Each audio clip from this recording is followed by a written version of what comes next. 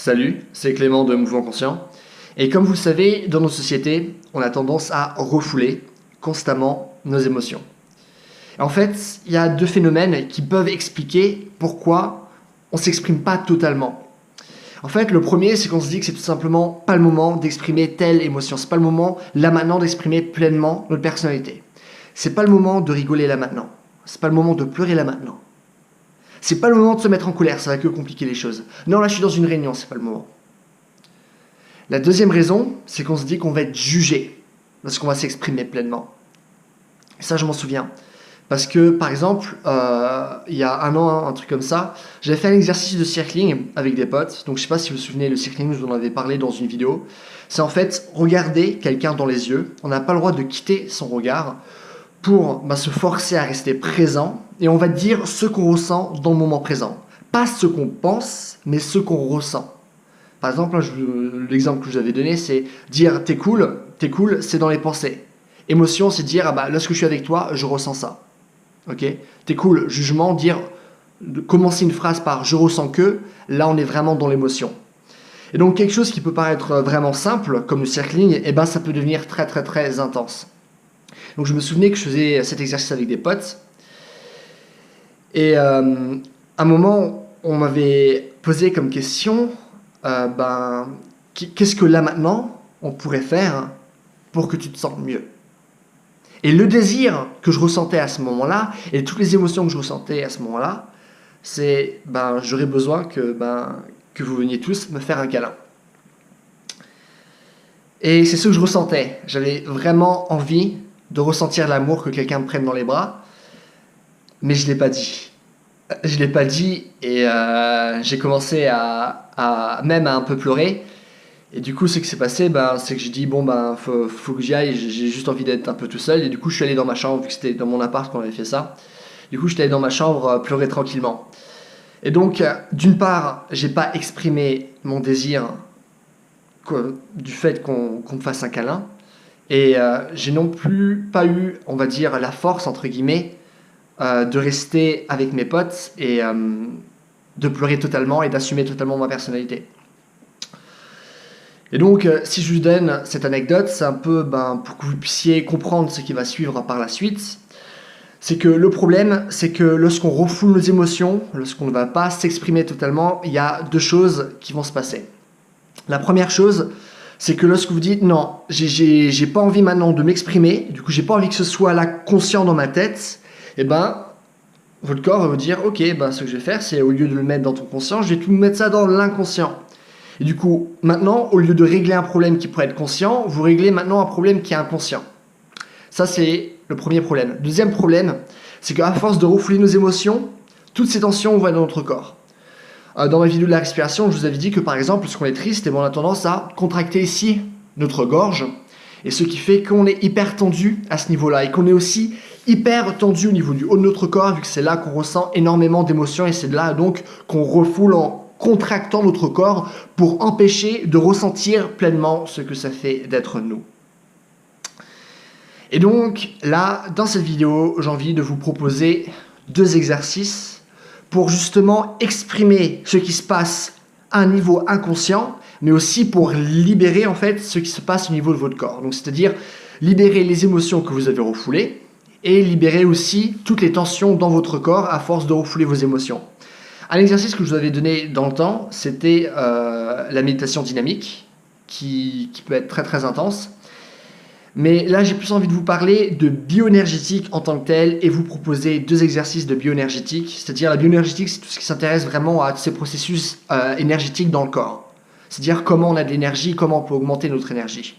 Et il se trouve que logiquement, si vous refoulez vos émotions et que vous ne ressentez jamais pleinement et du coup que hop, on se contracte pour dire non, je ne veux pas ressentir ça, qu'est-ce qui se passe? Notre énergie ne circule pas librement. Et c'est pour ça que la bioénergétique s'intéresse beaucoup à ça.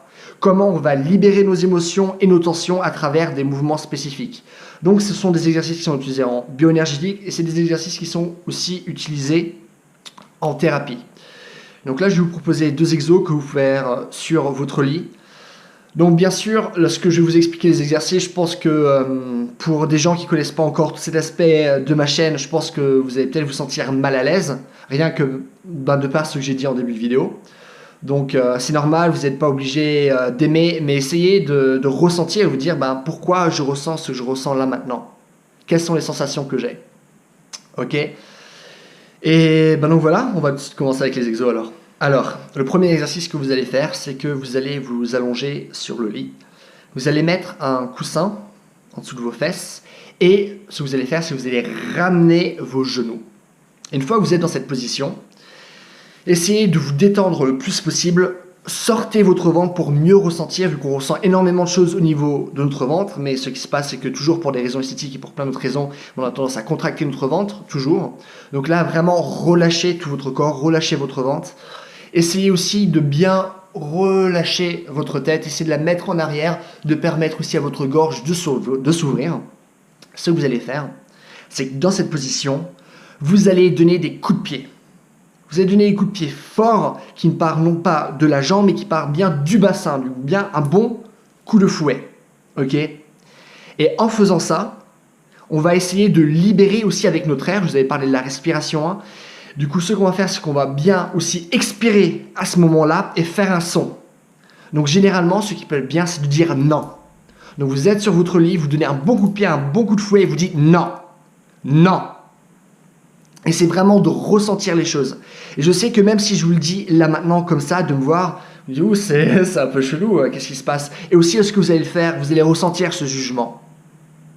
Parce que si vous dites, c'est un peu chelou, c'est bizarre, etc., c'est parce qu'il y a du jugement derrière. Et c'est normal, c'est tout à fait normal.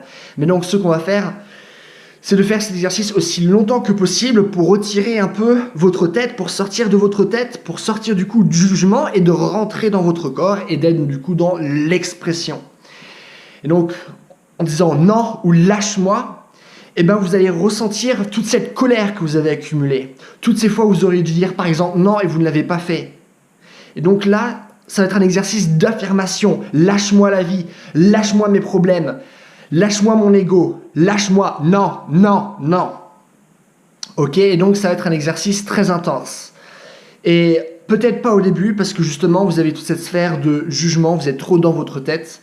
Mais plus vous allez le faire, si vous avez refoulé ce genre d'émotions, vous allez voir qu'au bout d'un moment, vous allez être très en colère, vous allez peut-être crier, vous allez pleurer. Mais en tout cas, vous allez vous exprimer. Et du coup, vous allez exprimer toutes ces émotions que vous avez refoulées. Donc, ça va nous permettre de régler, du coup, c'est ceci consciemment et non pas inconsciemment. Et grâce à ce mouvement, qui va du coup rapporter plein d'émotions négatives, vu que c'est comme très symbolique comme mouvement et aussi de par le son, vous allez aussi libérer donc toutes ces tensions qui sont dans votre corps. Alors maintenant, le deuxième exercice que je vais vous proposer, qui est un peu une variante, ce que vous allez faire, c'est que vous allez retirer le coussin qui se trouve sous vos fesses, vous le retirez, et cette fois-ci, vous allez lever vos jambes. Ce que vous allez faire, c'est qu'en levant vos jambes, vous allez les faire tomber sur votre lit. Mais vraiment de manière forte. Vous n'allez pas que toucher le talon avec votre lit, pas comme si maintenant vous voulez donner un coup de pied, non, avec toute votre jambe, ok? Donc vous allez la lever. La jambe doit être assez droite, mais elle ne doit pas être rigide. Hein. C'est vraiment un bon mouvement de fouet. On est relâché, mais fort à la fois. C'est-à-dire qu'on est capable de se relâcher, de se contracter au bon moment. Et lorsque vous allez faire ça, là aussi, vous allez dire non. Non. Faites le mouvement et dites bien non.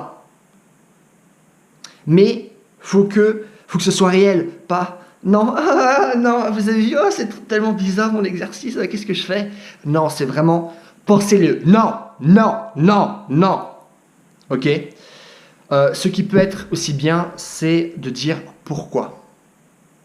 Parce que souvent, il nous arrive des choses dans la vie et on se dit, putain, c'est tellement injuste. Mais qu'est-ce qu'on nous dit toujours dans la société? Ah non, ne ressens pas ça, c'est mal de se mettre en victime, c'est mal de ressentir ces choses. Tu dois être fort, toujours très fort, il y a des problèmes, pas de soucis, t'es plus fort que les problèmes, continue, etc. Et du coup, à force d'entendre toutes ces conneries, qui sont pas fausses pour autant, mais la manière dont on le dit, c'est tellement faux. Et ce qui se passe, c'est que vous allez refouler vos émotions et du coup dire pourquoi, vous allez voir que ça va faire surgir énormément d'émotions, de pouvoir un peu aussi jouer la victime. Et même si je dis victime, genre même moi, là, je le sens, il y a tellement cette connotation négative. Mais il y a des choses où on est vraiment des victimes, on n'a rien fait, il y a des merdes qui nous arrivent. c'est le cas et du coup c'est bien d'exprimer aussi ce genre de choses. Et ce que vous remarquez, c'est que aussi plus, par exemple, au lieu de dire simplement pourquoi d'un coup sec, mais de faire un son beaucoup plus long, genre pourquoi vraiment plus long, et ben d'ailleurs j'ai remarqué que même en faisant ça j'ai ressenti du jugement parce que c'est hyper, enfin je me sens quand même un peu mal à l'aise de parler de ce genre de sujet en vidéo. Mais par exemple, si vous allez faire votre pourquoi de façon beaucoup plus longue, et ben ce qui se passe, c'est que du coup, vous allez expirer beaucoup plus d'air. Hein. Je fais des parallèles par rapport à ma vidéo sur la respiration là, que j'ai publiée là lundi. Et ce qui va se passer, c'est que en thérapie, ce qu'on remarque, c'est que les gens, à force de dire pourquoi de façon longue, et ben au bout d'un moment, ça devient vraiment un cri long, mais genre vraiment un grand pourquoi. Comme, je sais pas, si vous avez perdu votre famille, vous êtes pourquoi, etc. C'est vraiment ça, ça devient vraiment l'expression pure. Ok. Et donc là, le but de ces exercices, c'est d'arriver à l'expression pure. Exprimer ce qui se passe en vous. Qu'est-ce que ça fait d'être vous? Pour moi, qu'est-ce que ça veut dire Clément? Qu'est-ce que ça veut dire d'être Clément? Et d'exprimer ça. Non. Pourquoi? Vraiment exprimer ce qui se passe en vous. Donc voilà, j'espère que cette vidéo vous a plu, que vous avez appris des choses. Si vous avez des questions, si vous voulez parler, etc., posez-moi tout dans les commentaires. Je réponds à tout. Si la vidéo vous a plu, n'hésitez pas à me mettre un j'aime, ça me fait vraiment plaisir. N'hésitez pas aussi à vous abonner si vous découvrez ma chaîne à travers cette vidéo. Et donc voilà, si vous voulez du contenu supplémentaire, n'hésitez pas à aller sur ma page Facebook. Et donc voilà. J'espère vraiment que cette vidéo vous a plu. C'était un peu... c'est un peu compliqué de faire cette vidéo. Parce que de plus en plus, plus je gagne d'abonnés, c'est pas forcément par mes vidéos qui parlent d'émotion. Du coup, j'ai aussi pas mal d'abonnés qui viennent simplement de mes vidéos par rapport à la préparation physique. Donc c'est surtout un jugement par rapport à eux que je pourrais peut-être ressentir et qui fait un peu peur, qui se disent « Ah, je suis venu que des trucs pour le mouvement et la préparation physique, pourquoi ils me parlent de choses comme ça ?» Donc voilà, ça c'est un peu mes doutes, mes peurs à moi, ce que je ressens là-dessus. Mais donc voilà, je vais comme faire cette vidéo parce que je veux vraiment parler du mouvement et du corps de manière générale, parce qu'il y a vraiment tout qui influence notre manière de bouger et notre manière de ressentir. Et donc voilà, en attendant, passez une bonne journée, bye.